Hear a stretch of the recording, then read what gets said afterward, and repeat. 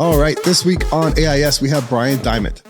Brian Diamond's an entrepreneur, fellow contractor, also has Contractor Life Academy, which is a coaching group, a very knowledgeable group for contractors out there. And with that, Brian, give us a little introduction about yourself, how you came to be, and thanks for coming on today. What's up, man? Thanks for reaching out and getting me on the podcast. It's a great pleasure. So my name is Brian Diamond. I'm from Omaha, Nebraska. I've got 2 kids. We're in the process of adopting a third. Super excited about that. Nice. I've been in the industry about 21 years now, working mostly in home improvement. Later in life, we started an interior remodeling company for bath conversions. So that was great to get inside the house and start working there. Most of my stuff has been really process driven. So I've worked in generally every aspect of home improvement you can, from knocking on doors, canvassing, working in a call center, marketing manager, production manager, sales manager, operations manager, and just enjoyed learning all the microcosm, the puzzle pieces that go together in making a business successful. And initially, I didn't start out in the industry with a desire to be a home improvement or a remodeling guy. I went to school to be a teacher. I wanted to teach kindergarten, and I just love those little light bulb moments that kids get when they learn something new. And so, here we are 20 years later with the Contractor Life Academy, which is kind of this amalgamation of both of those things. It's this industry that I've been in and that I love for the past 20 years, but it's still that passion for teaching and educating and watching people grow and learn new things. And so I'm kind of in this just great space right now, and we're having a lot of fun with it. Great. Yeah, I did not know that you went to school to be a teacher. Yeah, kindergarten, I was going to teach K through 12, man. Absolutely. That's awesome. Yeah, I mean, it is like similar capacity, what you're doing now, just teaching grown men and women. So when did Contractor Life Academy start, and what's the mission of Contractor Life Academy? Yeah. So last year, we're in 2023. So it was really a 2021 thing. I just been, with COVID coming out, a lot of groups kind of popped up and people were searching for ways to kind of navigate what that looked like. And in that, I really enjoyed getting into the DMs and getting into the comments and helping people come up with solutions. And natively, just people started reaching out to me for kind of that deeper level knowledge or execution points, right? We can always talk about the high level, know your numbers and know your worth and, all of the rah-rah chanty kind of stuff. But when it comes down to actually executing and putting something in place and bolting it onto your business, that's a little more complicated sometimes. So there came a point where it was becoming overwhelming. I was spending most of my time at the office talking to contractors and in DMs, and there came a point where I'm like, look, I've got to provide these guys with some way to be able to get some education and some training and some learning and to be able to bolt it on. So I started doing videos and just recording screen shares and sending documents. And I'm like, I got to get a platform to house this. And so I came up with an academy, just an online portal that people could come in and learn anywhere from just understanding your why and, what you're really desiring from your business to running your business by the books, production management, leadership, recruiting, hiring, whether it's building marketing plans or sales plans, how to lead a sales team, how to scale a sales team. So it's been great because now people have this resource that they can go to, and it's kind of self-taught, right? You're working through it on your own pace. And from that, people were like, look, I have things that are unique to my business. The academy is great, but I need a little bit more specific help and situational kind of things. And so we started doing one-on-one coaching, and now we're moving into masterminds. So it's been this kind of morphosis of things that have happened as there's more need in the community. We stand the things up that's necessary to make sure that needs met, much like building a business, right? We find out what the client needs are, and we continue to strive to make that process better. And so that's what we're doing right now. And again, it's a lot of fun. Yeah. I mean, you guys provide a great solution to a problem many contractors have, So yeah, I think it's a very, very, very good program you guys have. And I love the Calls on Friday that I'm a part of. Now I've heard such good things from you, from guys that get a lot from your participation and being a part of that. So, and it's free, right? The beautiful thing about it is anybody can show up and pop in and ask a question or get something. They don't even have to ask anything. Just glean some good nuggets and bolt them onto your business and make it better, right? So, and we talk about so much stuff. Like last week, we talked about lawsuits, and we talked about like client experience, and then production, and so like it's just everything. If anyone has a problem, they hop in, ask a question, and you have a lot of good people in there, with some bright ideas. Yeah, thanks for hopping in on those. It's awesome. Yeah, of course. Yeah, I love it. With your previous experience, I know one conversation we had, you were basically going multi-market with this company. You were opening different locations.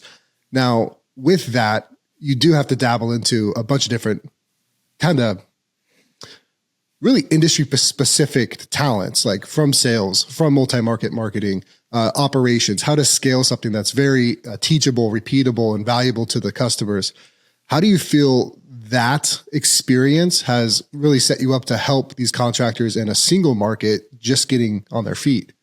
Well, I think it's because I've held really almost every position outside of just being on the tools for any length of time.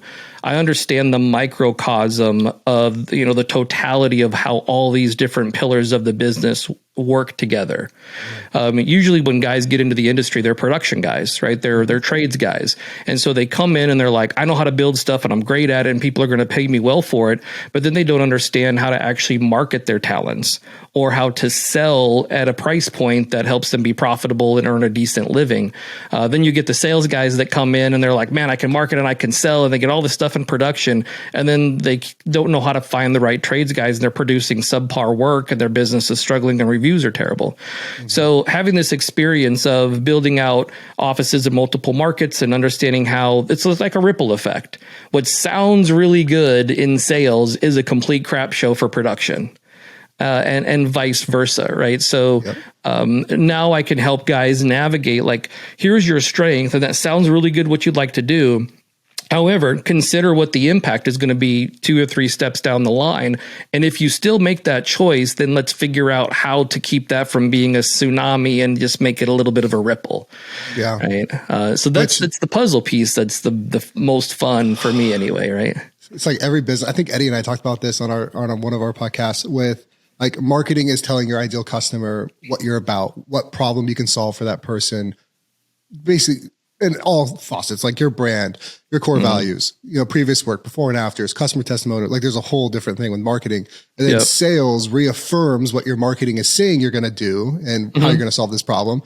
And then operations needs to execute on the expectations that were sold, that was set by marketing.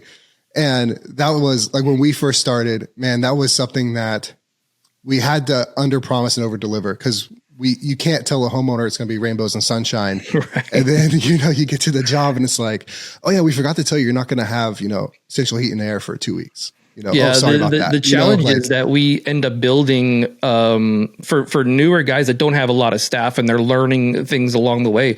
Sometimes we end up building a lot of that off the backs of our clients. Mm-hmm.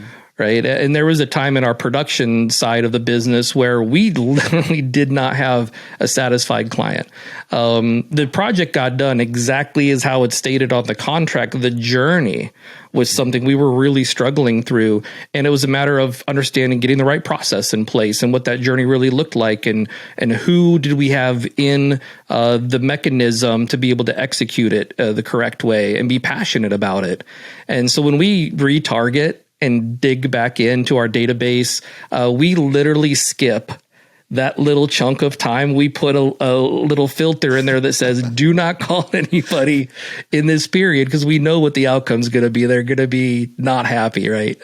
They're going to relive that time and place. So yeah, it's consistency, brand consistency, right? That's what it is. What we say from the moment that you hit our website and what that journey looks like to the time that you leave us the review has to be consistent. And if it's not, it makes people wonder, like, oh gosh, what I get myself into, Yeah. And is that an issue you're seeing with most contractors that are kind of, I feel like everyone gets kind of stalled, like right before they hit that 7-figure mark, or even like low 7 figures. Like you're in like this influx of, okay, I really need to do something or put someone or something in place to get me to the next level or make me more efficient. Is that one of the core issues you're seeing with most contractors, is really the customer experience and the journey for that customer being consistent? Yeah, because they're taking everything and they're inner focused, right? All the focus is on us and is on the business and on our staff. And if we can, that's one of the things I was talking to that about my men's group this morning at church, and is getting clients to focus outwardly on who are we as contractors? Like, what's our pure core driver? And for us, we just want to help people make a good qualified decision for the right contractor. It doesn't necessarily have to be us. But if we can walk away from that conversation and know, you know what, we took our time, our talent, and our treasures, we showed up at their doorstep, we helped them navigate all the fears and apprehensions they have, find a solution that makes sense to them, and then get the right person in place to make that happen. If it's not us, we still did a good job. Like, high five, we can celebrate that. But the contractors so often are just so dialed into, well, what do I do next? And how do I solve this problem? And why do I feel this way? And how do I get this nasty feeling of not being adequate enough or not figuring this out or not making enough money? And they struggle with that. And that's what part of what we do is try to get people to elevate and see above the situations that they're in and be able to take a step back and say, you know what, at the end of the day, you're all right, man. Like, this is just part of the gig, right? This is how you build a business. So let's keep moving. Yeah. And that's why there's, guys like yourself out there, because people don't know what they don't know. It seems silly to say that, but you really don't know. There's nothing wrong with it. Like, it's okay. Like, these are things that you just never have had to have experience. You don't know how to be a leader because you've never had to be a leader. So don't worry about it, right? There's learning that happens, and you're going to screw it up a couple times. People are going to quit, and they're going to throw you the bird, and they're going to roll out. And guess what? You're going to learn from it, and you'll be better next time. It's okay. I was listening to a podcast, I think yesterday, and they talked about almost like the food pyramid, when they have all these breads and stuff down at the bottom. They need to revamp that, by the way. But they were talking about this in like essence of their company, and how at the top it has to be the core of their business. So I guess at the bottom has to be the customer, right? And if you're doing everything that is customer oriented, customer experience focused, everything else, it doesn't matter if it goes wrong in ways, because things are going to break, right? Automations break, you have to duct tape it, processes fail, and you have to revise them. That's just going to happen as you grow. But as long as the customer is taken care of and reputation is maintained, everything else is going to be okay. And that was one of the big focal points when we started, was we know it's not going to be perfect, but as long as we stand behind the customer and the customer experience and what we said we're going to do and just give great quality, everything else will fall in place. And we haven't had a bad review yet due to that kind of, because I know a lot of contractors and there are just crazy homeowners. Like, that's just the reality. That's like, there are crazy people out there, We could spend a whole podcast on that alone, right? I have some stories and some lawsuits I could share with you. But I mean, at the end of the day, if you're taking care of your customer, you're doing better than most. We call it like having a go-giver attitude, right? Like, there's a thing that's out there in the community now about, not showing up to a client's home unless they're willing to give you a deposit, or they're almost making a mini commitment to get on contract before you even come out. And so we call that go-getters. And a go-getter says, I'm not willing to go unless I believe I'm going to get something in return. And so we really focus on being go-givers, right? We have a lot of industry experience. We know what good and bad contractors look like. We know what a good and bad experience looks like. We know what reasonable pricing within the marketplace looks like. We do this thousands of times, and this client may have never, ever done it, period. Right. And some are a little more seasoned.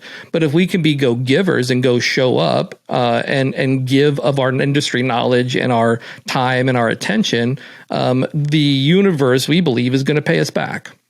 Right. We're going to get some benefit from that. And you're going to win ultimately at the end of the day. It's tough because guys are working on the tools. They're still figuring out who their first hire is, how to navigate all these appointments that are coming in. So there is some benefit of being a little bit choosy of who you go to see. But at the end of the day, you got to be willing to give. Gosh, right? I feel like that's the toughest part when I look back. When I was still on tools the first 2 or 3 months of KHB, and doing sales and ordering and scheduling and, losing your brain. Yeah. Losing my mind. Luckily I have a great business partner that helped in a lot of this too. But that's the toughest part, is just getting off the tools. And with that, let's say, you're talking to me and I'm doing 250,000 a year. I'm looking to scale my business to 7+ figures. What would be your first piece of advice? Is it get off the tools and put someone in place that you can manage? Is it outsource marketing and have a call center and go on qualified appointments? Like, what would your guidance be to that person? The first one for me is always get a clear understanding of how much money this company needs to ship you at the end of the day, right? If our companies aren't profitable and aren't providing us with a lifestyle that we believe our families deserve and providing for a financial future, we're not going to stay in that business too long.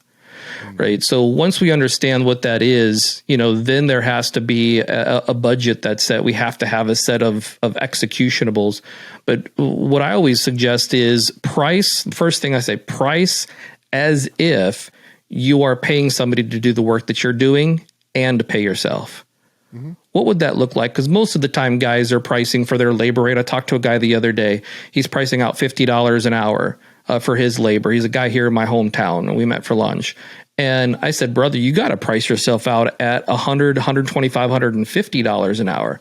And he goes, that's absolutely crazy. Why, how, what? It just blew his mind. And I said, because you got to pay a guy to come do the work that you're doing, $35 an hour, so he can at least start building a team. But you still have to pay yourself that $50 an hour to feed your family. Mm-hmm. Right. So when you start putting all these numbers together, it's understanding, what do I have to charge as if I had all of these people in place? The next one is, how do you get these menial tasks out of your way? If you love production, that's fine. You can still be involved in production, but I always tell guys, sub out. If you can, sub out the work, or find one or two guys that can come in and do it, price adequately, get them paid. Lift yourself out of production, and then hire an admin is the next move. And that admin is going to take in those phone calls to make sure you're capitalizing on all the leads. They're going to pre-qualify the leads to make sure that you're showing up at people that have a chance of getting onto your production calendar.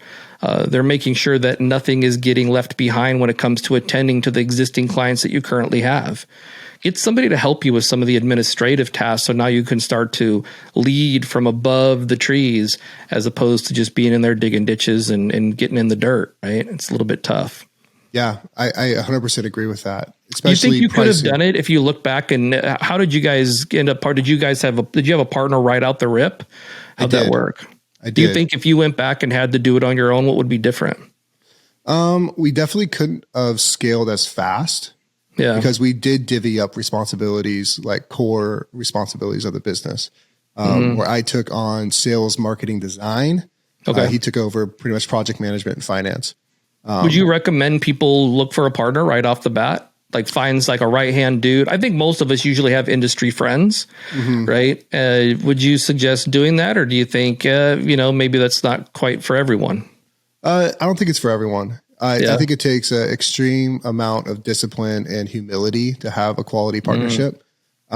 Just like in a marriage, right? It is a marriage. Actually, I see my business partner more than I see my wife and kids. Right? Now with him and I, we've had a very open and transparent relationship. Like from the bat, we've been friends 10+ years. I could tell him what's on my mind and he can tell me what's on his, and we can have very raw, honest communication. Which, I mean, you're a married man, something happens, you don't speak up, it festers, it grows, and then it turns into this resentment, and you can't have that. And most people in partnerships, I think that's the root issue of them failing, is resentment, greed, pride, arrogance. Trust too. Like if you guys have been friends for a while and you're real, transparent and authentic with each other, you can believe that that person's got your back, and what they say is what they say, and what it is what it is. And it's, you have to trust that, because that's all you got is their word and previous actions. So yeah, it's never easy. So if someone was just starting out, I would say probably a partnership is not for you. Unless you have one, like a shotgun clause in your articles of incorporation, and you have a very lined out set of deliverables for each party's role in the company, something that's measurable for each other. So you never feel like you're doing more than the other type of thing. I've had a couple partnership opportunities, and I found that we were too much of a similar type of person. Our skill sets were very similar. Our personalities were very similar. And I felt, for me personally, and you can kind of speak to this, whether you think it has weight or not, but if I'm going to bring a partner on, I want somebody who's a complement to me, who's kind of that opposite personality. I'm more of a visionary, so is he. And I really would want to partner with an integrator, somebody that can implement and execute, right? Yeah, and that's actually one of our strengths. Is I'm the same thing. I'm a more of a visionary, creator type, and then he is more nuts and bolts. You know, we always talk about I'm gray, he's black and white. It's kind of how our personalities are. So there are a lot of things that play into it, and then it's never an issue until oftentimes when money starts getting involved, right? Because you start seeing, you know. Obviously, we're paying ourselves decent salaries here, and you're like, well, and I've told him this, and we've had this conversation. I'm like, you know, it'd be real nice if your salary was a part of mine, you know, like and vice versa. Right. You know, it'd be real nice to take home that check. That's right. Month. We want that. We want that check. But that's the interesting thing, right? It's when money starts to become, and I think that's with most anybody. Or I was talking to a guy the other day, and he was kind of stressed up about cash flow. You know, and the conversation was, don't let your cash flow start to get you off your square and how you typically would make decisions, right? Don't let that start to affect your headspace. So now you start going in directions that you normally wouldn't go in. And once we kind of work through some processes, some ways to forecast cash flow, we realize, you know, my problem is today, but it's not going to be tomorrow and next week and next month. Like, bro, you're good. Yeah. Right. So partnerships are huge on that. Yeah, never jeopardize your integrity or your character for existential crises. And as far as like with cash flow, for example, too, I mean, it is all like money's important. Obviously, like money keeps the world spinning. It keeps your business alive. It keeps you, you know, families fed. But money can't be your God into your business. You have to have a deeper root and a deeper foundation of your why. Like your why has to be very important. Like for me, I'm raising 3 young men at home, right? I need to be a great character and inspiration for my sons on who to be as a man. How do you handle situations? How do you treat employees? How do you build a culture that people want to be a part of? And, you know, all these different aspects. I want my kids to see that. I don't want them to see like, well, dad bought a new truck. You know, I want to be an entrepreneur. He can buy cool stuff. Like that stuff's not important. I mean, it's a residual, you know, effect of being successful. But it can't be the root of why you want to be successful, in my opinion. Yeah. And that's so good.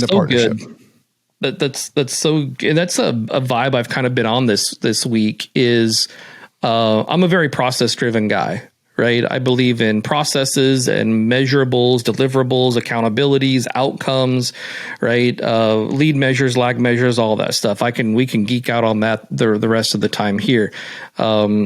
One of the things let's talk about a journey that I'm on to be more fit, right? Most people, if they pick up a little extra weight or they're feeling like they're kind of not moving like there you go, bro. Right. Yeah. All this is for me is just an acknowledgement that we're living well in a down economy, right? We can afford to get a rib dinner if we want. But the reality is, so let's talk about, you can reduce the amount of calories. So, you know, burn more calories than you're taking in, show up to the gym every day, make good, healthy choices, et cetera, et cetera. And then the outcome is going to be, you're going to watch the scale go down. You're going to watch your body transform. You're going to feel better. Okay. Process outcome. The reality is that people genuinely aren't consistent. And it's the same thing for business. We know what works, right? Retargeting past clients, reaching out, making sure we're getting reviews and referrals, but it's the consistency and doing it continually that is the challenging part for most of us that are building a business, right? And it was for me on the fitness thing, right? It's like, well, I mean, I've got a lot to do. I won't hit the gym today. You know what? It's only a 3 rib dinner. It's not a full rack. So it's like, it's better than nothing, right?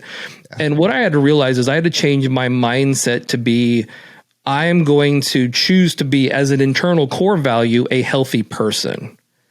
And when I decide that I'm going to be a healthy person, what happens is the desires to make the right choices become easier. Now it's not, I'm not making the right choice because it's a process to get an outcome. It's I'm going to grab an apple because I'm choosing to be a healthy person. and live a healthy lifestyle. And then I went even deeper and thought, well, why is having a healthy lifestyle important to me? Because at the end of the day, I love ribs. I love ice cream. I love barbecue chips. I love a cold soda, right? I love all that stuff. And it was because we're in the process of adopting our adopted son's half brother, who's a year old. I'm 48. So when Miles turns into an adult and he's getting ready to go to college, the person walking around a campus is going to say, you know what, Miles, it's so great that you decided to bring your grandpa on this campus visit today. I'll be 68 years old when Miles is 20. Right. Well, I want to make sure that I'm there for him and able to play with him when he's in, his, 10 years old, 12 years old. He wants to go throw the ball around or whatever. I'm still going to be 60 years old, and I want to make sure I'm in the best shape possible. And I'm around to see these things that happen in his life. I can't do that if I'm not a healthy person. And once again, there's your purpose of being healthy is way greater than a vanity metric, right? 100%. Yeah, 100%. There's a deep root of why you want to make a change. So, so when you think about going back to the business side, right, you talked about being a father and being all these things from the business perspective and the moves that you're making with KHB and the partnerships that you're forming and wanting to get into other markets. How you identify as an individual and what your why is and your purpose, how does that drive these decisions that you're making? It's conflicting. It's tough because there is a certain demand when you're trying to execute a vision that I have that is just the bare requirement, right? Mm-hmm. I think, I mentioned that I'm often up at 3:30, 4 in the morning in the office, 4:30, right? Now you have to make sacrifices and to be able to get where you want to go. And I've thought about this long and hard recently because we just closed on a home, right? We just purchased 17 acres locally here in Turlock with a house that I have to gut, right? So I'm going to be working every day after work until the sun goes down every 7 days a week, most likely. And it kind of got me thinking about just that, we're going multi-market to Dublin. We acquired a flooring company. We're looking at acquiring another company to try to vertically integrate a little bit farther. And it does get to a point where you think, when is enough, right? And what am I prioritizing here? Is it truthfully, am I just trying to put some middle fingers up to my market and just say, hey, I'm big hoss around here, you got to come through me? Or is there a bigger why? And I think I'm still working through some of that as well. I don't think I have a conclusion. I know what my weaknesses are. I have issues with authority. I have, which is the root of a lot of things in my life. So by doing the things I'm doing, am I doing this strictly out of a strength move? Or is this truthfully for, let's say changing a generational legacy in my family, setting up my kids, setting up their kids, and trying to make some generational changes in my family tree that, no one has done thus far, which I like to think that is my purpose. But outside looking in, I'm sure a lot of people could say a lot of things with some decisions I've made. Yeah. And I think it's always a genesis, right? We're always changing as individuals, right? Who I am today is not the person that my wife married 17 years ago. She's not the same individual by any means. I'm always so inspired and impressed by the things that she continues to press into, even just in the last month. And looking back, I would have never imagined that she would even be taking on some of the things that she's super passionate and excited about. And so there's always this season of what is our why? And I think it's, talking on that topic, it's okay to go back. It's like a living document. So I have all my clients, we literally have them write that out. We have them do a painted picture and write it out and put it in places that they can continually see it to remind themselves, are the decisions I'm making today going to get me closer to what I desire? Mm-hmm. And I tell them, sometimes that's just not going to align anymore. It's okay to go back and make a few adjustments and changes. And it's healthy to question yourself on that stuff too. You should always be questioning your motives. I think you always need to be going back and really in the frame of mind you're in, right? Because there's times there's still on my board, October 31st, 2022, I declared war right, on our market. Nice. I literally put, this is wartime CEO coming in place and it's slitting throat season. Like, we're going to go take over, raid and pillage, and that I'm really tempted to tell you to give me a war face right now. I'm gonna let it go. I shave my beard. I can't. No more war face with the clean shave. Yeah. But, and when I was in that frame of mind, some external factors happened that, we were in an inflection point where we had to make a call, whether we are happy with where we're at or we are not moving towards our mission. We're not moving forward to complete what we set out to do with our vision. And that was the call I made. Right. And then shortly thereafter, our sales team quit and, some more adversity happened, which was good. Right. Because it's burn the boats. And you're either going to fight or you're going to go sink. Pick your boat, So went full Cortez on them. Yeah. So I do think it is healthy to go back and question your why and question your vision and the motives behind that vision. Because most of the time you go into entrepreneurship or contracting because you think you can do it better than someone else can, right? Oh, of you course. Think that you have the solution to your market's problem. Essentially, that's why you started business. Little chip on your shoulder, right? Somebody talked bad about you, did something you didn't like, right? It's time to go prove them wrong, right? In a way, yeah. There's always selfish intentions, but I think you need to question yourself at all times. Keep yourself in check. Make sure you're not a tyrant. Mm-hmm. Yeah, yeah. Even doing this here. Some people have encouraged me like, hey, you got to blow this thing up. And, you can have hundreds of people coming into the program and doing all of this. And I said, that may be a thing. And I can see that. I think we have the potential for that. But at this moment in time, I never want to not know what's going on in the life of the people that are in our group. Mm-hmm. I never want to, wonder, well, who is that again? And what's their name? What do they do? That's not where I'm at right now. I'm thoroughly enjoying having a deeper level connection and understanding and being able to, I was talking to a guy the other day. At one point I had 40 sales guys and I was working 20 hours a week from home, making great money. And people said, how do you run 40 sales guys work 20 hours a week when you're jammies? And I said, they already understood the sales process. That wasn't the hard thing. Like they got it. We continually poured into them on that end. It's just having a relationship with people to help them navigate life to the point that it doesn't affect their ability to go out and do what they need to do. Mm-hmm. So literally just making sure I checked in with people every single week. Hey, Ryan, what's up, man? How are you? How is everything? How are the kids? How'd the graduation go? Did that date night with your wife kind of turn some things around for you guys? And that connection with people. And what I found also is that it built a community of people interested in showing up for each other. And I think that's where the first point I really learned about the leadership component of building culture and building a team of people that are dedicated to the team. And because of that, the rest of the executables are going to get taken care of. Mm. Yeah, you put people first and good things happen. 100%, man. Yeah. That's cool. What's next for you? So your multiple markets you guys were talking about as well, right? What's your plans for KHB? You got the flooring company. How's that going? Yeah. Our goal is to get as vertical as possible to control our cost to consumers. So like when any business, there's the Amazon effect or there's the boutique, right? You're paying more at the boutique, but you're getting a different type of service. Yeah. Amazon might be the same product, might be a little bit faster. And definitely oftentimes cheaper. So I'm trying to figure out, we built an internal franchise model. From what I know, there's only one other company that's doing something like this, Alaire Homes. They were featured in Pro Remodeler, but very similar model.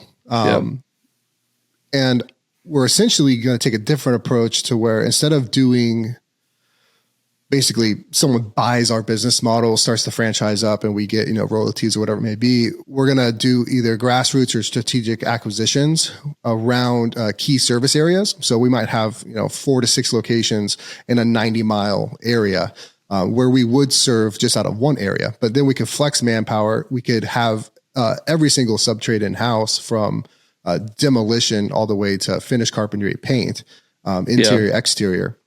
And really just control the process altogether. Because the only issues we've ever had is working with other people. Truthfully, we have a good group of subs that we flex on. They do great quality work. But at the end of the day, they have their own schedule. They have their own profit margins they need to meet. They have their own internal issues, just like every business. And we're still does. subject to their schedules to a certain degree, right? Like, yeah. Yep. I hate being at other people's mercy. Maybe it's the authority thing in me, right? But there you go. So we already self-perform a lot of work from electrical, plumbing, carpentry, demo, drywall, paint. But we do outsource a lot of this stuff too. So we got the flooring company doing paint next. We're actually starting that June, I believe. We'll have our license and everything starting to get built out. We're going to have a new website, the whole 9 yards. And the idea, like the long-term goal, like my vision that I built, 3 years ago or so, is like 60,000 square foot warehouse that is essentially everything kitchen, home, and bath. Every department runs out of there. We have a slab showroom, tile showroom, kitchens, baths, cabinetry, everything runs. It's the heartbeat of the Central Valley remodeling space in California, and surrounding areas. And so that's when we get there, I think I'd be satisfied. And that's about, yeah. I mean, that's sometimes we're built a little bit different, man. My wife says, there's never going to be enough. There's never going to be a thing where you're like, all right, I'm good.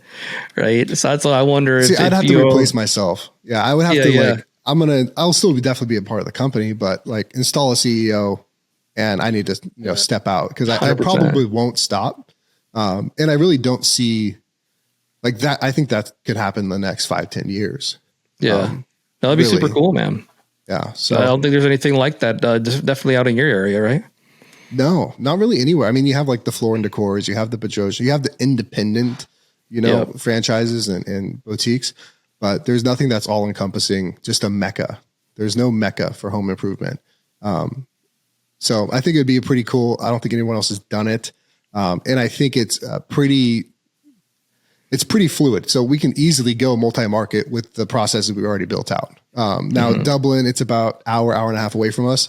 And right now it's operating as a satellite location. It will be fully staffed within the next six to 9 months. And that's gonna be the first big test to see really how repeatable our processes are, how teachable. We're gonna be installing a certain individual into our company at our home base to see how well this thing runs without us here. We're obviously still going to be here, but yeah, we're going to do some A/B testing and hopefully work out the kinks before we try to take over the world. Well, I think that, guys get, especially smaller guys that are newer to the industry and trying to build a business, is they're afraid. I hear it all the time. I'm afraid to hire my first guy. I really just don't know what to do. I'm afraid to do this or that. And sometimes you just got to do it. Like the learning comes from the iteration part. It's true. So you got to go iterate, right? We can't think about all the things that are going to happen. We just got to go out there and let them happen and then keep moving. Of course, I'm a planner, right? I like to have everything sketched out as much as I can before I even jump into anything. Calculated risk. Yeah, I'm definitely a calculator risk dude. And my buddy, AJ, he's a doer. He's like, we'll figure that out. I'm going to buy some land down in Florida. I'm going to build a house on it. AJ, you've never built a house. Don't worry about it. I'll figure it out. Right. And guess what? He's got a house going up. And so I always have to applaud this ability to, burn the boats, man, and just get out there and figure it out. So I applaud the idea that, and you are taking, getting it done, setting the person out there like, hey, we're going to do this. We're going to do this thing. We're going to shoot a person out there and see how it goes, but always be able to be in the back and it's not leaving people out to dry. And I think when we talked about, the pricing side, if we were to give advice to someone just starting out, pricing with the end in mind, like with KHB, I don't think we've really raised our price in 2 years. Right. Even when there was 5 employees, it's the same price as when we're around 20. Well, I have to imagine you started pricing out as if you were already operating a business of the size that you are in the infrastructure, right? The same thing here. Which takes a clear vision, a clear overhead allocation, a clear budget, right? To reverse engineer, how much I need to charge over each working day. What's the market going to bear? And how many jobs do I need to run to be competitive, right? Yep. How many jobs you need to run? So that's what we did. And that's how we were able to scale so quickly, was because, instead of charging $50 an hour for myself in the field, we're charging $175, and we're accounting for the project manager we don't have yet, the superintendent we don't have yet, the designer, the admin, we have all those people built in already. into that price point, and then we just squirreled cash away. And I think the first few hires that we brought on, we had their salary in the bank, right? Mm-hmm. Like it wasn't like this big scary thing. It was like, yeah, we want you, we want you, we want you. Here's your SOPs. Here's the upcoming projects. We're going to train with you for, we'll be at your side for as long as you need us to be. But yeah, this is your job now. So I think you remember that call where I showed that business plan that I had. I laid out. Beautiful. Yeah. Yeah. That's that same thing, right? I had that 3-year projection of what my org chart would look like in 3 years, knew kind of compensation wise, what my expectation was for having those people in place. And then, so when I priced literally my first job, it was priced as if I had that overhead and I was operating from that financial position. And then what it told me is, how many jobs do I need to get to be able to support that kind of a payroll? So even though I knew as a guy, like when I started my business, I was knocking on doors. Just, hey, I see, you've got this problem with your siding or your windows or your roof, and I can help you with that. Even when I sold my first job, it was at a margin that would have been a margin of a company that was doing $7 million a year and had a production manager, sales manager, ops manager, marketing manager, PM, all these different people. So as you said, as long as I could be consistent in selling and getting those jobs into my production pipeline, I knew the gross profit dollars were there to start hiring those people as quickly as I could. Yeah. And somebody asked me, what was the first hire that I had? And I said, the thing I hated the most. And it was knocking on the thing doors. I wasn't good at. Yeah. I didn't like to do. I hated knocking on doors. And so literally I sold my first job and I knew how that was going to carry us cash wise. And so I hired a door knocker literally the very same week that we produced that first job. Mm-hmm. And I knew what other jobs I had in my pipeline, and I knew that cash was going to keep coming, that I could support that payroll. Yeah. And you just keep spinning that wheel, man. Right. I feel like everyone being a contracting company is similar to a restaurant, like we talked about on a different call. We're playing business on hard mode, right? There's a lot of easier businesses out there to run than a contracting company. But when you turn the end result into a math equation and you can reverse engineer that consistently, it's a cheat code. Like if you do know how much gross profit you need to bring in, and you know your average job size, and you know your cost per lead and your lead to estimate ratio and your success rate off of that percentage, what are you scared of, right? The numbers are the numbers. Event. Yeah, the numbers don't lie, right? And that was our biggest thing when we first started was we didn't have the historical data to make educated guesses. That's tough. And that was the toughest part, because we're sitting here like, well, shoot, we're a $3-4 million company. It's only been 12, 18 months. I don't have what happened 5 years ago at this time with a similar, situation that happened in the market. I don't have that reference. Now that we do, I think we're setting ourselves up for success. But when you're first starting, you just got to break down what your company needs to live and what you need to take home, put it in a math equation, and just put it on repeat. That's it. And that's why I go to in the online academy that we have, like the first video is your why. The next video is, what lifestyle do you desire for your family over the next 3 years? Get a number, right? We talk about, if you're going to, one guy told me, I want to be able to fish whenever I want to fish and still have the business do its thing, right? And I said, well, there's a big difference between grabbing a flat bottom bass boat and dragging it over to a pond or something and going fishing in there versus fishing off the southern tip of Africa with, a 100-foot yacht, right? So little different financials there. Get a little clearer. Yeah, a little clearer vision. And so then the next thing is running the business. That's the title, running the business by the books. Mm-hmm. And everything works in order. So I'm telling people, once you understand why you're doing what you're doing and what you desire as an outcome for your family and how the business can support that, then you better start figure out how to run this business by the books and by the numbers, because all those production plans and sales plans and marketing plans aren't going to mean squat if you don't know how to measure those against the outcome that you're looking for. 100%. And you have a responsibility, if you're going to bring employees on, to be a responsible owner. Like if you're just winging this thing and you want to, bring on 5, 10, 15 employees, they have families, they're relying on you to know your shit in order to provide for them. So like it's just a core elementary basis that you need to have when you want to grow your business. Now, if you want to be a one-man show, make 100,000, 150,000 a year, be in the field, Go for it. do it. I always tell guys too, like, you don't, like, I have a buddy who, actually I approached with KHB before my existing business partner. Cause him and I worked at the same job. We quit the same month. We both got our license like around the same time. And I was like, dude, like, we could do this together. I've had this business model. I already wrote things out. Like, I'm ready to go. He was a better craftsman than I was in the field as far as carpentry. It would have been great. Him and I knowing what I know now, we would have been button heads way back. I was going to say, man, though, you know, it turned out the way it was supposed to turn out, right? A divine intervention there at some level. 100%. But he took the route of, he's going to be an owner operator. You know, he makes great money. He makes mid six figures a year, doing remodels, deck work, a little bit of everything, you know, and he's content. And I'm like, dude, there's like, you don't have to do what I did. Like, what you're doing is great for you and your wife. That's awesome. Yeah. You know? Well, that's understanding again, that clear picture of, well, there's a guy that I know, he's got a $10 million business and he is a PM.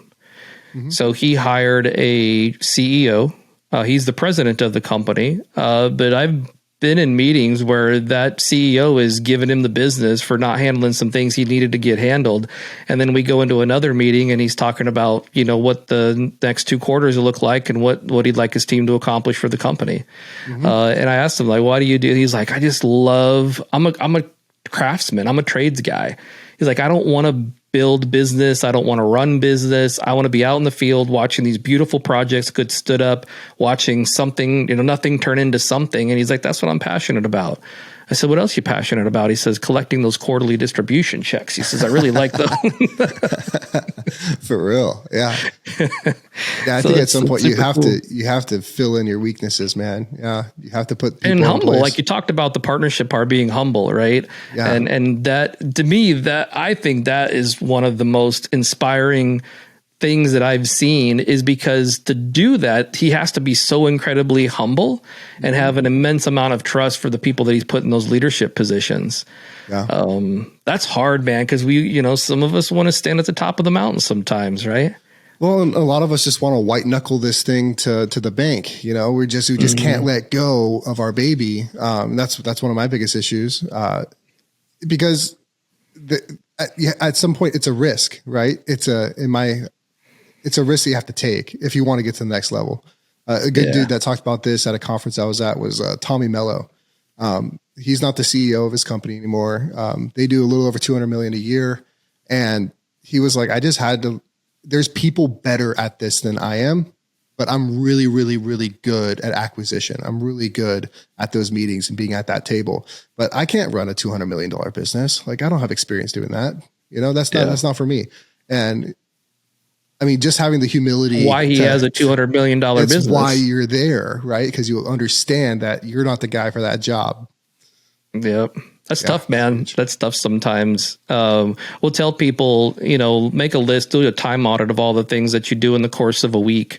And next to that, on like a spreadsheet in the next column, put down the title of who traditionally would handle that task or responsibility, you know, production manager, project manager, admin, sales manager, marketing guy, and identify what you really love to do in a week's time, what you're really good at, and the things that you don't love or you're not good at, those are your next hires.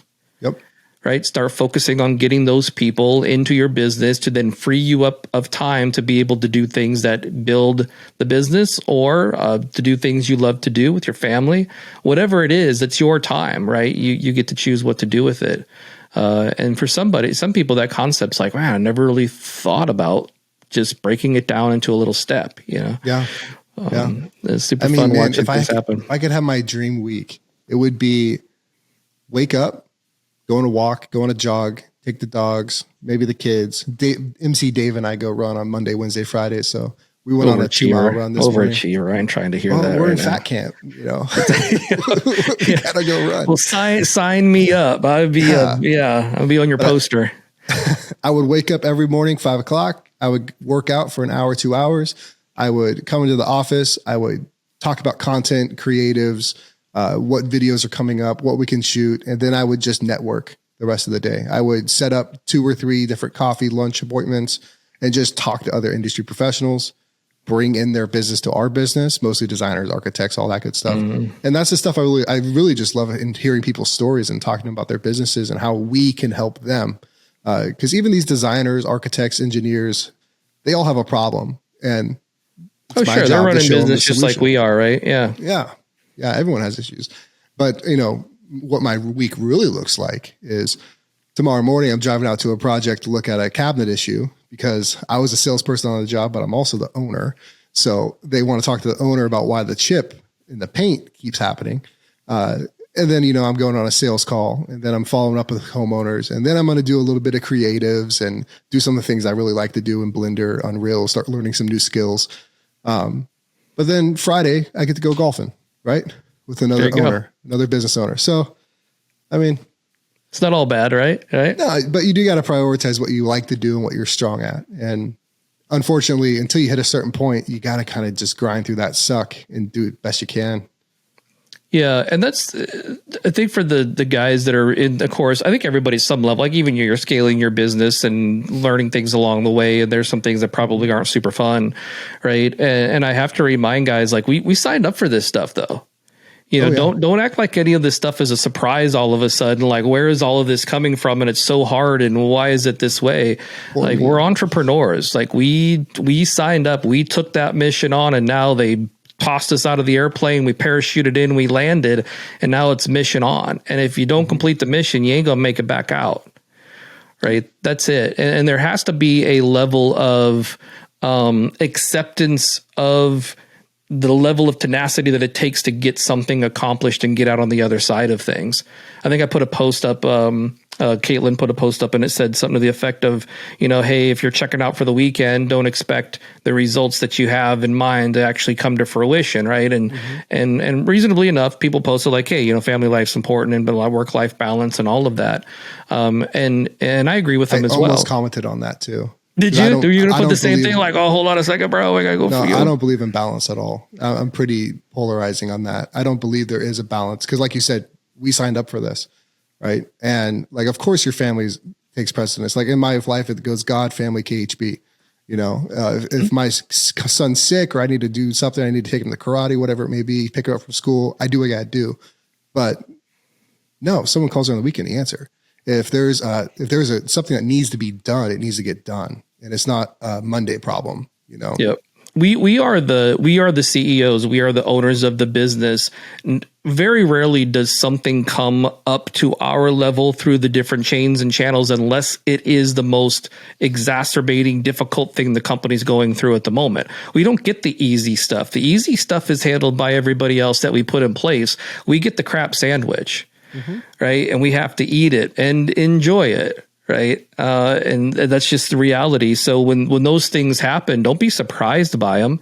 This is part of the gig. And I remember my wife walked in, it was 3:00 in the morning and I had my head down and I was crying. Like I wasn't man sobbing, but I just had these little puddles that were forming on my desk. And she came in to see if I was alive or what I was doing at 3 a.m. And she says, why are you doing this? You're literally killing yourself.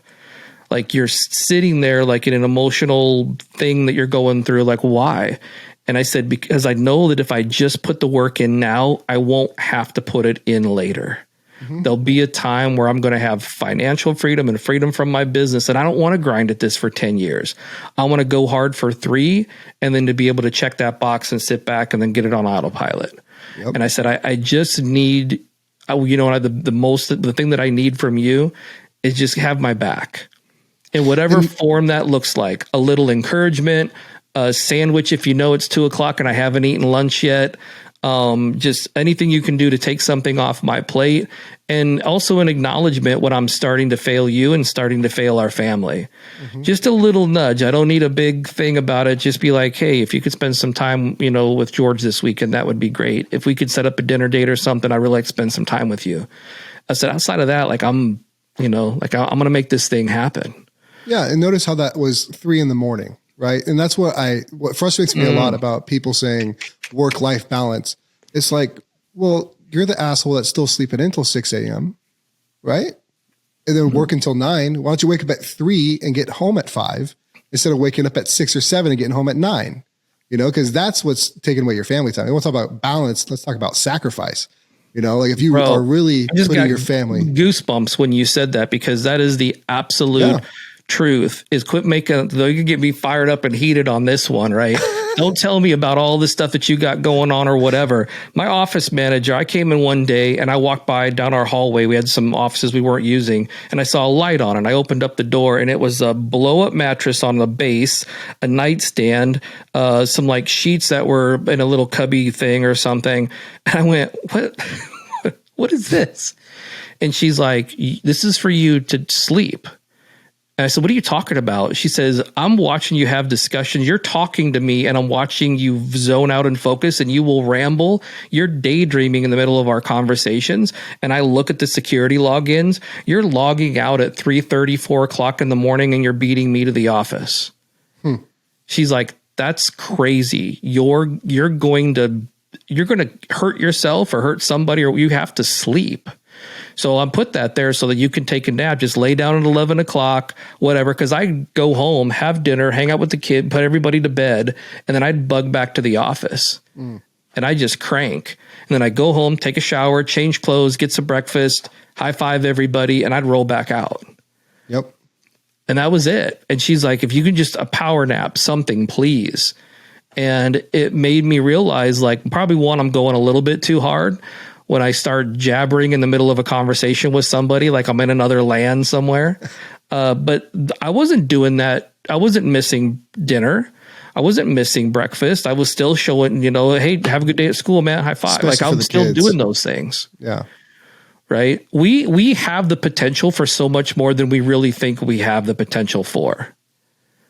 Right. Doesn't mean you got to go crazy, but man, don't come to me and tell me that you went, got up at 8 o'clock, hit the office at 9 o'clock, we had a 2-hour lunch, and then you're going out with the buddies, hanging out tonight, and then you're wondering why your business is where you want it to be, and then you blame it on everybody else except yourself. Come on, man. I see that way too much. I'm not a social media guy so much anymore. Like as far as like personally, I don't post. Yeah. But gosh, man, there's been times where I have like a novel written out. I'm just like, you know what?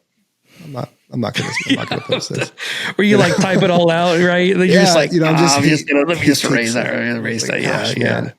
But I totally agree with that. My wife's biggest gripe, probably the first year and a half or so, was even when I was home, I was never home. She was like, you're never here. Like you're always checked out. Same. And I was like, it's just, there's just so much to do and such little time.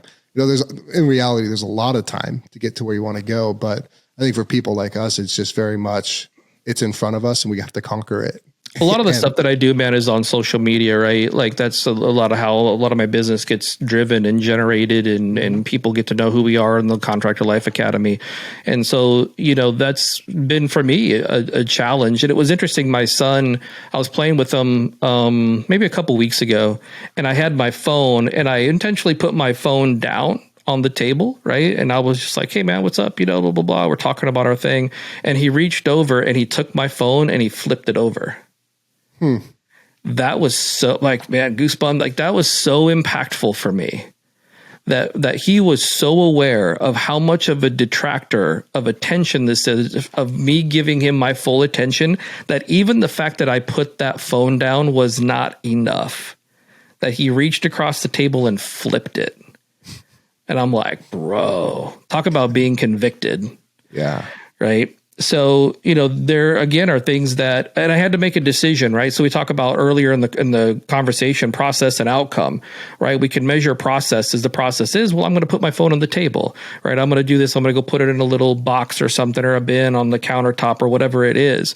But it's got to be more than that. It's got to be me stating that I have a desire to be the absolute most attentive, best father that I can be for my son.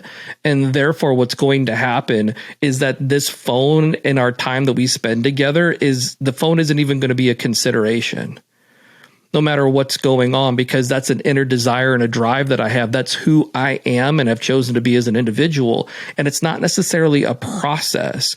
If I choose to be a healthy person because I want to be here for a future son, right? I'm going to choose an apple before I choose chips. I'm not going to have to think about, well, if I choose this apple, it's going to be less calories and therefore it's going to be better and then I'll lose weight. It's just, this is my choice and who I am. And I'm not perfect at that. I'm still working through that iteration, right? That growth thing that we talked about. Yeah. Yeah. It never stops. Never stops. Man, it's tough though, because that's how we acknowledge who we are is sometimes the outcome of our business, right?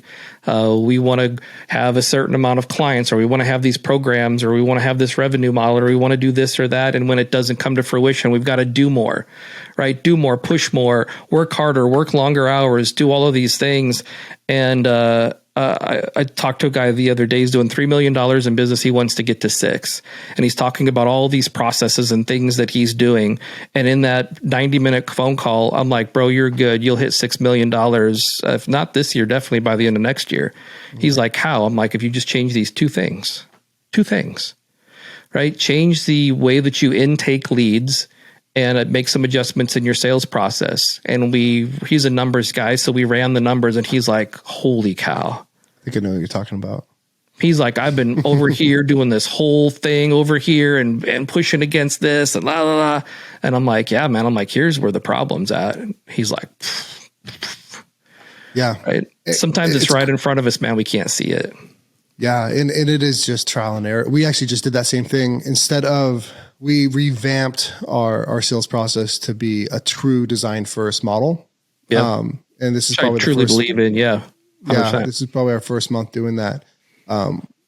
We have sold 5 designs in the past 2 days. And I bet your conversion from design to builds on lock, right? It was 90%.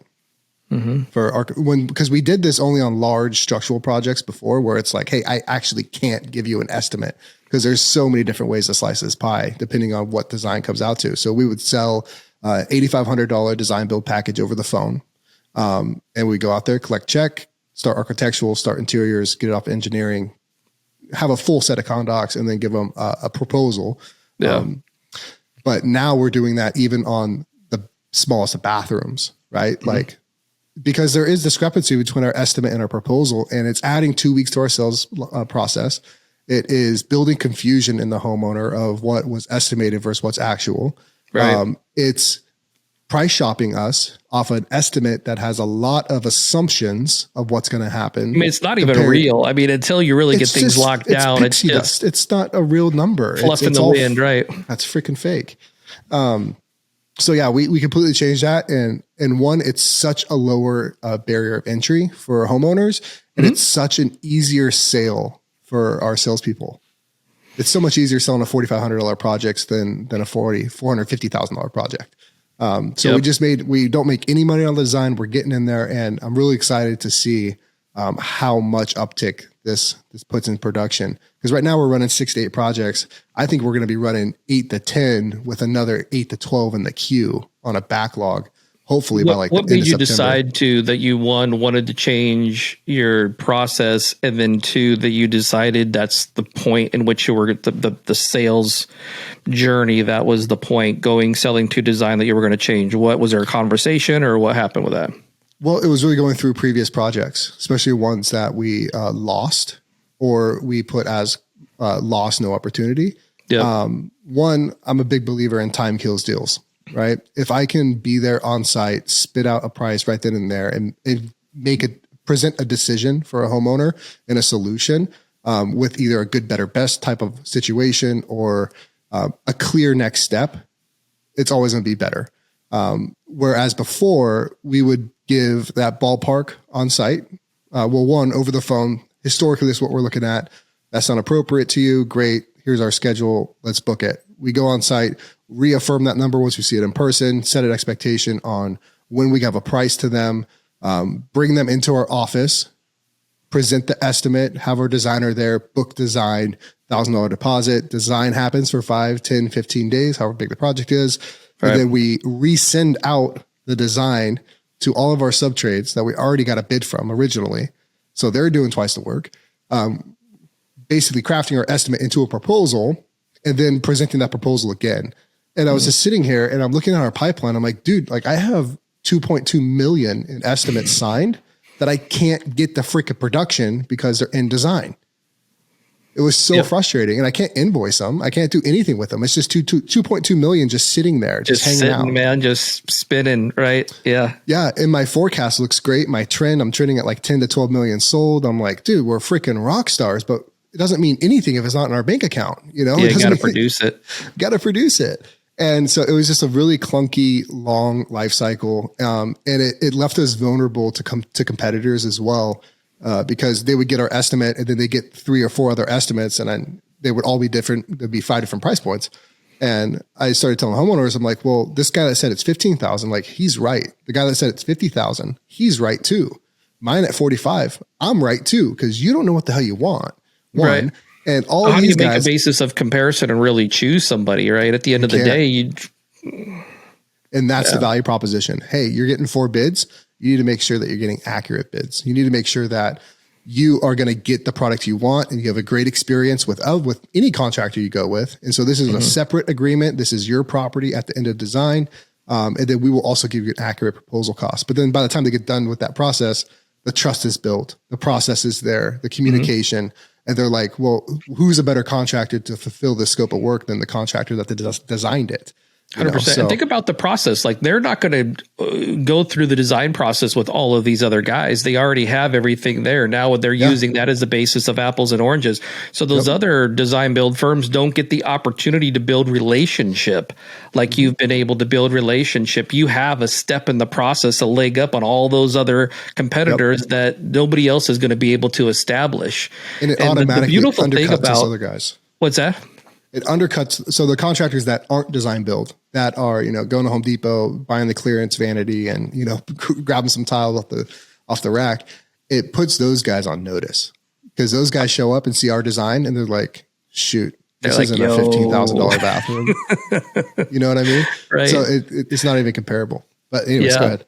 The thing I love about the selling to design is, and I've had some pushback on this, good or bad, whatever, but it's easier to scale salespeople because they don't necessarily have to know all the ins and outs of all the construction side. And that's what I hear a lot. Like, how am I going to find somebody to go out and estimate for me because they don't know as much as I do? And how do I find those guys? And they either got their own companies or this or that. I'm like, what you have to do is get somebody out there that is going to take this person's vision of what they're wanting for that space and turn it into this compelling picture of a new future. Get them so excited about the potential of how this is going to change the way they live in that space, how their family and friends and people that they invite into it are going to enjoy it, that they want to actually see that on paper. They want to see a rendering. They want to see some drawings. They want to see it come to life. As long as they can acknowledge, I think you guys are solid people. Ryan, I love you. I think KHB sounds like a really solid company. Great. Well, then let's put something together that you guys can actually visualize. You can see the drawings. We can line item exactly what's going to happen. You can get a mood board. We can put this together and then finally make a decision of this is what truly you desire for this space. And they go, you know what? You're absolutely right. How much do you need for that? Yeah. Right. And then you can push it off to the team, and the team can go through the process of understanding all or the mechanicals and what situation you're going to have there and all the different things that have to happen. And guess what he's doing? That guy's off selling another design agreement. Yep. And he's doing a couple of those appointments a day. Yeah. It is highly scalable. And when that design comes back, we standardize our design process to be a 8-page set of condocs for any project. The smallest bathroom, like every page is standardized. So one, the guys in the field have consistent construction documents, whether it's a bathroom remodel or a home addition, they have consistent documents. But two, we have a full set of condocs that now all the details and notes and our little architectural bubbles describe everything that salesperson needs to know. One, to talk to trade partners, get accurate pricing, and two, how to have the proposal be congruent with our condocs. So then proposal, contract, condocs, all speaking the same language.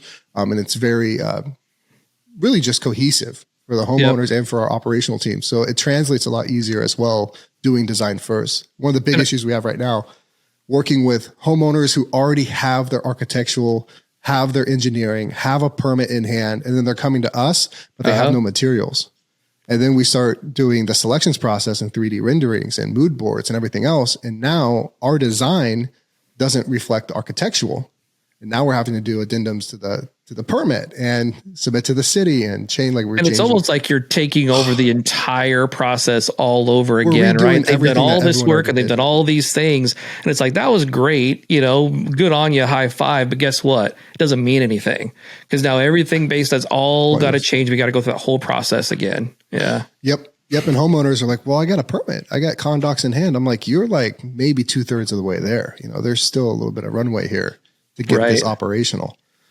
Yeah. Now, I think, going back to the conversation we were having about consistency and talking about scaling sales guys to estimators to go out and sell to design, I think people forget the opportunity of having these individuals that they're building these teams spend time with the different departments. Mm-hmm. Right. So when we bring on a sales guy, that sales guy has to go spend time in the call center. They have to go spend time with our Canvas team. They have to go spend time out watching a job get produced and go have lunch with the installers and the subtrades. They have to spend time in the production department. They have to spend time with their office manager and some of that post-job wrap up and what that looks like. Because ultimately, when they show up to a home, and this is for any department, when there's a communication aspect with the client, we all need to be speaking the same language. Mm-hmm. And that really hit with me one time when we always ask at the end of our conversations, when a client gets on contract with us, what made you decide to go ahead and choose our company to move forward with this project today? And one of the things we heard is from the time that the person knocked on my door to when we got on your website, the person called us and set up the appointment. You showed up, went through the conversation. Everything has been absolutely consistent. The conversations, the way you guys are personality wise, right? Just the culture, like everything's been super consistent, and we haven't seen that with other people. Mm-hmm. And that's and guess what they very rarely talk about is the price. And I'll tell the sales guys, if people are telling you it's because of the price, or the product or the program or the discount, we've done something wrong. Yep. We have to shift that focus outside of what the dollars are on that piece of paper, because ultimately, if they desire to work with our company, they believe in who we are and what our core values are, what our mission is, and how we're taking their vision and turning it into our mission, they'll give us what we need to make that happen. Right. That'll be a secondary consideration. I know people are going to tell me, well, that's bull crap when it's $150,000, $250,000, but I'm still going to push against that every single time. Honestly, truthfully, selling a $600,000-$700,000 project is oftentimes easier than selling a $35,000 bathroom. Man, and I found too that those clients are the easier to work with. Oh gosh. You would think that, some people are like, oh, those people are probably kind of bougie and they're real particular and all of this stuff. And I'm like, I think it's the opposite, man. I think they're just so dang laid back. Like, they're like, you know what? Problem solution. I trust you guys. You'll figure it out. Right. Mm-hmm. You're going to get the crazies here, but the ones I find that have those lower price points, that $30,000 is more money that they've ever been able to put together at one time in their lives, and they're handing it to you, and they're in complete panic that something's going to happen. Because here's the other thing: when something goes wrong, they don't have the money to fix it. Yep, and everything's amplified. Everything's amplified because there's a strong emotional connection to that money. I found, like, I've told people when they're usually, like, financing is a great option. It's a great way to get people to move forward. Yeah. But I tell homeowners, like, if you have to finance this project and this is a strictly luxury type of renovation, what's going to hurt you, waiting a year, waiting 2 years, and just actually having some more security. Because, I mean, we do have a no change order guarantee. We do have we now are offering a no markup guarantee. But with those things, like, you should not be putting your life savings into your kitchen when you already have a kitchen. At some point, like, that's a great point. Yeah. 100%. Guys, like, I would love to do your project, but it's going to be a headache. If you're entering out your 401k to make this happen, there's a bigger thing that we need to talk about, right? That's a character flaw, right? But I think it goes back to consistency too, right? Like, we've all heard the clients that have said, well, you don't know how much money I'm spending here. And you know how much I'm paying you to do this work. And, our response is, Joe, it doesn't matter if this is a $250,000 project or a $25,000 project. The journey that we take our clients on is consistent every single time. Yep. That number on the contract at the end of the day doesn't mean anything. Yeah, it might be a more complexity, higher end fixtures and finishes and textiles, whatever it is. But the journey we take people on, it's consistent. That doesn't mean anything to us. If there's a problem with the journey, we're going to fix that. We're going to tend to that. But it's not because of what's on the contract. Yeah. And it has to be. And that's the only way to have a scalable business. Repeatable, teachable, valuable, repeatable. Has to be that. Yeah, the guys will. We talk to guys about bolting things onto their business, and the challenge that they find is they get overwhelmed by the concept of what they have to do to bolt it on, right? So whether it's like doing a cash flow projection or creating a budget, or we talk about training, right? Hey, before you get Ryan into place to go out and do these things, start to put together what type of training you want him to do. Have something that you can put into his hand to help guide him through a training process. Don't just throw him out there and be so grateful that now you don't have to do that work. Ryan can do it. Yeah. Right. Have that. And they think, oh my gosh, how am I going to do that? I don't even know how to do that. I don't even know what to do. And most of the time, what people don't realize, number one, you're already doing it yourself. It's not much more work to grab this phone, set it up on a little tripod over on a wall somewhere. And as you're going through the process of doing whatever I need you to do, just record it and talk into your earbuds or your AirPods, right? If you're doing something where you have to input leads, or you're building out a proposal or ordering material and you're online, get a Loom video. Just record what you're doing and talk about what you're doing. And guess what? Before you know it, you're going to have all the training that you need. Yeah. Right? Document the journey and you'll build your business. I see these things about like SOPs and stuff. And like, we're really big on process as well. And we have an SOP for, just about how to tie your shoes in the morning. But people are so scared about building SOPs or how to build us. And it's literally just that. What is something that you do repeatable? Like that's repeatable on every single project. You have to do it and just list it out as a fifth grader would read, and it really is. And there's so much technology now that makes it sense. When we first started, I didn't know about Loom. I didn't know about all these different templates. And like, I was just on Google Docs, just writing out how I did things. He's back. Oh yeah. We lost a little connection.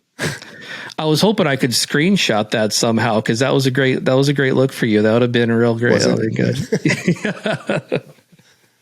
Well, man, I'm actually, we can button up if you'd like. I know you got a day to go to. We can pop up. It's good stuff, man. Good talk today. Good conversation. Yeah, good call. And I'll be seeing you on Friday.